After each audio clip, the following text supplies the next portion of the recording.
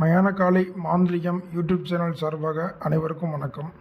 நாம் இந்த வீடியோ தொகுப்பில் பார்க்க இருக்கக்கூடிய அதிசக்தி வாய்ந்த எந்திரம், மந்திரம், ரகசிய முறைகள் என்ன அப்படின்னா, வீட்டில் வைத்து வழிபாடு செய்யக்கூடிய சர்வ துஷ்ட சக்திகளையும் வீட்டிலிருந்து விரட்டக்கூடிய சக்தி வாய்ந்த மகா எந்திரத்தை பற்றி தான் இந்த வீடியோ தொகுப்பில் பார்க்க இருக்கிறோம். அதுக்கு முன்பாக நம்மளுடைய மயானகாளி மாந்திரிகம் யூடியூப் சேனலை அனைவரும் ஸ்கிப் பண்ணாமல் பாருங்கள், லைக் பண்ணுங்கள், சப்ஸ்கிரைப் பண்ணுங்கள், 4 பேருக்கு ஷேர் பண்ணுங்கள். தொடர்ந்து நம்மளுடைய யூடியூப் சேனலை அனைவரும் பாருங்கள். வாங்க நம்ம வீடியோக்குள்ளே போகலாம். அதாவது இந்த எந்திரத்தோட முழு பலன்களை நான் முதல்ல சொல்கிறேன். இந்த எந்திரம் எப்படி வேலை செய்யுது அப்படின்னா, இந்த எந்திரத்தை நீங்கள் தங்கத்தகடு அல்லது செப்பு தகடில் உங்களுக்கு தேவையான அளவில் தாயத்தில் போடுறதா இருந்தாலும் சரி, 6x6 சைஸில் நீங்கள் வீட்டில் வைத்து வழிபாடு பண்ணுறதா இருந்தாலும் சரி, அல்லது 3x3 சைஸில் நீங்கள் பாக்கெட்டில், பர்ஸில் அந்த மாதிரி வச்சுக்கிட்டு நீங்கள் தொழில் துறைக்கு போகதா இருந்தாலும் சரி, அல்லது 12x12 மிகப்பெரிய சைஸில் நீங்கள் வீட்டில் வைத்து வழிபாடு பண்ணுறதா இருந்தாலும் சரி, தேவைக்கு ஏற்ப அளவு இந்த தகடை நீங்கள் வெட்டி முதல்ல எடுத்துக்கணும். சரிங்களா? வெட்டி எடுத்துக்கிட்டு நான் கொடுத்துருக்க டிஸ்கிரிப்ஷனில் கொடுத்துருக்க இந்த எந்திரத்தை நீங்கள் அந்த தகட்டில் நீங்கள் வரையணும். வரைஞ்சதுக்கப்புறம் அதை எப்படி சாப நிவர்த்தி, சுத்தி, பால், பன்னீர், இளநீர், அபிஷேகம் அனைத்தும் செஞ்சு முடிச்சுட்டு இந்த எந்திரத்தின் மீது சர்வதேவதா வசியமை அல்லது வசியமை இருந்தாலும் நீங்கள் வச்சு பயன்படுத்தலாம். அல்லது சுத்தமான சந்தனம், குங்குமம் மட்டுமே நீங்கள் வைத்து கூட வழிபாடு செய்யலாம். சரிங்களா?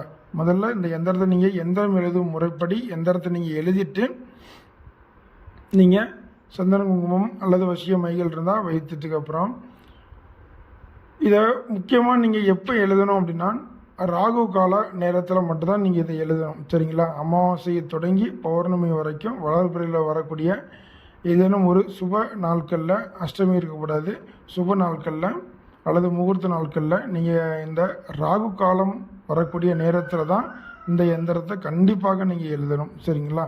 இந்த எந்திரத்தை எழுதினதுக்கப்புறம் இது நீங்கள் அபிஷேகம் எல்லாம் சொல்லிட்டேன். அபிஷேகம், சாப நிவர்த்தி அனைத்தும் பண்ணி முடித்ததுக்கப்புறம் சந்தன குங்குமம் அல்லது அஷ்டகர்ம மை அல்லது வசிய மை, இந்த மாதிரி நீங்கள் ஐங்கோல, சைவம் ஐங்கோல மை, இந்த மாதிரி நீங்கள் ஏதோ ஒன்று நடுவு மத்தியில் வச்சுக்கலாம். வைத்ததுக்கப்புறம் இந்த எந்திரத்தை நீங்கள் அதே ராகு கால நேரத்தை எழுதின உடனே இந்த வேலையெல்லாம் பண்ணி முடித்ததுக்கப்புறம் இந்த எந்திரத்தை கிழக்கு முகமாக வைத்துவிட்டு நீங்கள் எந்திரத்தை பார்த்து அமர்ந்து எந்திரத்தின் முன்பாக நெய் விளக்கு ஏற்றி அல்லது பஞ்சதீப எண்ணெய் அல்லது முக்கூட்டு எண்ணெய், இந்த எண்ணெய்களை பயன்படுத்தி ஒரு தீபம் ஏற்றுங்க. ஏற்றிட்டு இந்த எந்திரத்துக்கு வெற்றிலை பாக்கு, அவல், பொரி, கடலை, மற்றபடி பல வகைகள், இனிப்பு வகைகள், பாயாசம், சக்கரை பொங்கல், சைவ படையல். சரிங்களா? உங்களோட தகுதிக்கு தகுந்தாற்போல் சைவ படையல், இளநீர்லாம் வைங்க. இளநீர், தேன், இந்த மாதிரி விஷயங்கள்லாம் வைங்க. சைவ படையல் வைத்து இந்த எந்திரத்துக்கு முதல்ல ஊதுபத்தி, அதாவது ஊதுபத்தி இல்லை, மன்னிக்கவும், சாம்பிராணி. சரிங்களா? மூலிகை சாம்பிராணி நீங்கள் இந்த எந்திரத்துக்கு காட்டுங்க. காட்டிட்டு இந்த எந்திரத்துக்கு நைவேத்தியம் பண்ணுங்கள். பண்ணிவிட்டு நீங்கள் கற்பூர ஆராத்தி கண்டிப்பாக காமிங்க. சரிங்களா? கற்பூர ஆராத்தி காமிச்சதுக்கப்புறம் நான் கொடுத்துருக்கக்கூடிய இந்த மந்திரத்தை டிஸ்கிரிப்ஷனில் உங்களுக்கு வரும், அல்லது நீங்கள் எனக்கு வாட்ஸ்அப்பில் கூட மெசேஜ் பண்ணி நீங்கள் கேளுங்க. நான் உங்களுக்கு வாட்ஸ்அப்லேயே இந்த எந்திரத்தோட மந்திரத்தை நான் உங்களுக்கு வாட்ஸ்அப்பில் அனுப்பிச்சி வைக்கிறேன். அல்லது நீங்கள் ஃபோன் பண்ணி கூட கேட்கலாம். சரிங்களா? இதுக்கு எதுவும் பிரச்சனை எதுவும் கிடையாது. ஃபோன் பண்ணி கூட நீங்கள் கேட்கலாம். நான் பயன்படுத்திட்டு வரக்கூடிய அனுபவ உண்மை, குரு மூலியமாக அறிஞ்சு நான் பயன்படுத்திட்டு வரக்கூடிய அனுபவ எந்திர மந்திர ரகசியங்களை நான் உங்களுக்கு சொல்லி கொடுக்குறேன். சரிங்களா?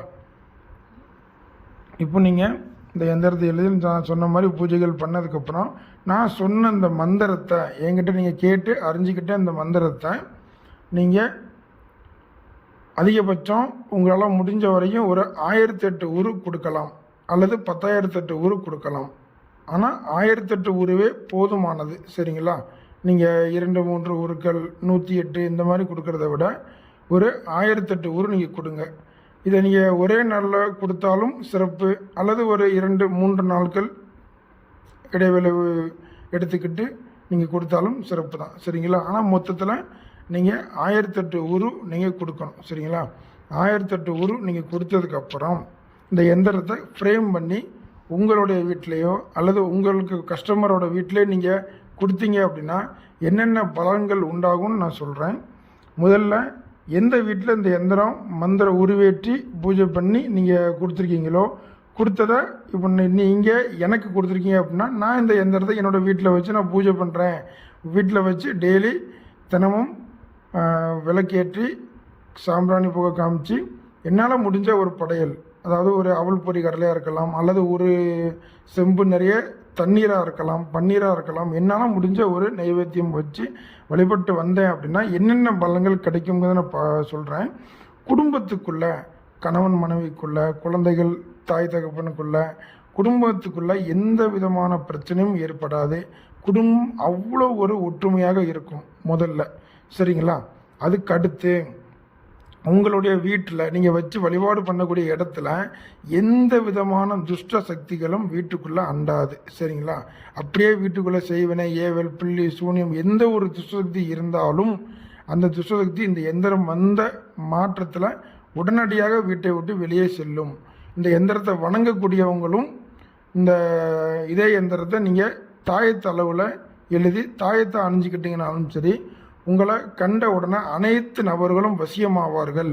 அதே மாதிரி உங்களுடைய உடம்புக்குள்ள நெகட்டிவ் எனர்ஜியான துஷ்டசக்திகள் எதுவும் இருந்தாலும், கந்திஷ்டி முதற்கொண்டு செய்வினை, ஏவல், பில்லி, சூனியம் முதற்கொண்டு எதுவாக இருந்தாலும் உங்கள் உடம்பை விட்டு வெளியேறும், சரிங்களா. இது அவ்வளோ ஒரு சக்தி வாய்ந்த ஒரு எந்திரம். இந்த எந்திரத்தை நீங்கள் வழிபாடு பண்ண உங்கள் வீட்டில் உள்ள கட்டுகள், அதுக்கப்புறம் குலதெய்வத்தை கட்டி வச்சுட்டாங்க, குலதெய்வம் வீட்டுக்கு வரல, குலதெய்வம் எதுனே தெரியலை அப்படின்னு சொன்னாலும் இந்த எந்திரத்தின் மூலியமாக குலதெய்வ சாபம், தோஷம் எது இருந்தாலும் அனைத்தும் உடைச்சிட்டு தெய்வம் உங்களோட வீட்டுக்கு வரும். நன்மை செய்யும் எண்ணத்தில் உங்கள் வீட்டுக்கு அனைத்து தெய்வங்களும் வரும், சரிங்களா. முன்னோர்கள் சாபமும் விலகும், முன்னோர்களோட சாபமும் உங்களுக்கு விலகும், சரிங்களா. தோஷம் சொல்லுவாங்கள்ல, பித்ரு தோஷம் அந்த மாதிரி சொல்லுவாங்கள்ல, அந்த மாதிரி அனைத்து தோஷங்களும் உங்களுக்கு விலகும். மொத்தத்தில் சொல்ல போனால் இந்த ஒரு எந்திரமே போதும் உங்களுக்கு அனைத்து விதமான நல் பலன்களையும் கொடுக்க வல்லது. இதே எந்திரத்தை நீங்கள் விபூதியில் வரைந்து, சுத்தமான விபூதியில் நீங்கள் இந்த எந்திரத்தை ஊதுபத்தி குச்ச வச்சோ இல்லை தென்னை ஈக்க வச்சோ நீங்கள் இந்த எந்திரத்தை வரைஞ்சி இதே மந்திரத்தை நீங்கள் ஒரு 1008 உரு வீதம் ஏற்றி இந்த விஷக்கடியினால் பாதிக்கப்பட்டு வருவாங்கள்ல, கை காலில் சொறி இந்த மாதிரி இருக்கும், விஷக்கடி அதிகமாக இருக்கும், அவங்களுக்கு நீங்கள் இதே எந்திரத்தை நீங்கள் எழுதி விபூதி மூலம் மந்திரிச்சு அவங்களுக்கு நீங்கள் உண்ண கொடுத்தாலோ, விபூதி பூசி விட்டாலோ, அந்த விஷக்கடி பட்ட இடத்துல நீங்கள் இந்த விபூதியை போட்டாலோ உடனடியாக அந்த விஷக்கடி அவங்கள விட்டு நீங்கும். இதை நீங்கள் கண்கூட உணரலாம், சரியான முறைப்படி செஞ்சால். இந்த கிராமத்தில் உள்ளவங்க விஷக்கடிக்குன்னு சொல்லி செய்வாங்க, வேப்பிலை மந்திரிப்பாங்க. அது மந்திரிக்கும் போது இந்த விபூதியை இந்த எந்திரம் எழுதி இந்த மந்திரம் உரியேற்றப்பட்ட மந்திரிச்ச விபூதியை பயன்படுத்தி நீங்கள் வேப்பிலை அடிக்கும்போது உடனடியாக அந்த விஷக்கடி அவங்கள விட்டு உச்சாடனம் ஆகும், அதாவது விலகும், சரிங்களா. இந்த தகவல் பயனுள்ளதாக இருக்கும் பட்சத்தில் அனைவரும் நம்மளோட சேனலை சப்ஸ்கிரைப் பண்ணுங்கள், லைக் பண்ணுங்கள். மந்திரத்தை மட்டும் நான் கொடுக்கல, என்ன காரணம் அப்படின்னா ஒரு குருவோட வாயினால் நாவினால் நீங்கள் இதை கேட்கணும் அப்படிங்கிறதுக்காக நான் சொல்கிறேன்.